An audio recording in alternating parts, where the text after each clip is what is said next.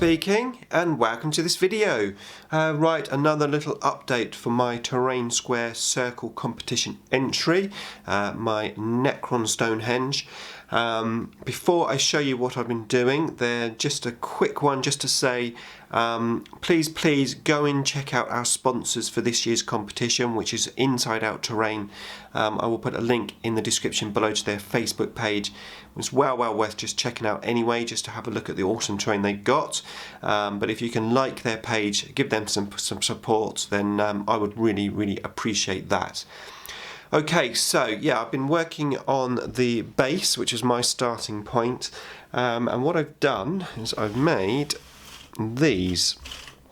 So I found a box, a cardboard box, which is pretty strong because it's got like this extra piece on. So although it is corrugated card, it is actually quite strong. It's not very bendy, but it has this little corrugated pattern on this side, which I think would be quite useful. So what I did is I cut the card up into even strips, and then I cut the strips into even rectangles. So these are 1 by 2 inches, all of these rectangles. Now the idea is that I'm going to stick these rectangles onto the board, something like this.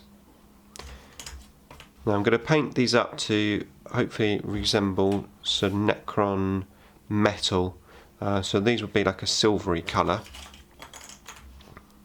So I'll put a little gap in between so that I can get, I don't know how big the gap's going to be at the moment, but you can see where I'm coming from with this. And I'll probably do some little cracks as well, so I cut out some little cracks and like have some like cracked stones as well. So yeah, that is my starting point. I think it's going to look pretty cool once it's done. Now all of my Necron terrain is generally a green colour. So I was thinking of doing, like they said, these like metal stones or whatever they're going to be, like a silvery colour, and then all the stuff that I put on the top will probably be like a green colour, apart from maybe the Necron pylon that I'm going to put on there. But I thought it would just work quite well, just match in. And of course I'm going to have my sand coming up all the edges of the board over these stones, and well, whatever they are, I don't even know what to call these. Metal slates, I don't know.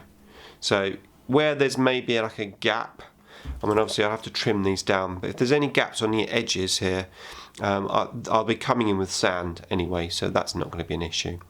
I might pack these a bit tighter, I think, because you'll still get the joins of each brick, so I might pack them in closer when I glue them.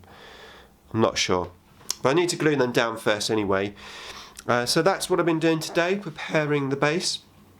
Really hope you made a good start on your pieces. Really looking forward to see everyone's entries. It's always great to see people's ideas with terrain. I think that's the great thing about terrain building, is it's very imaginative side of the hobby.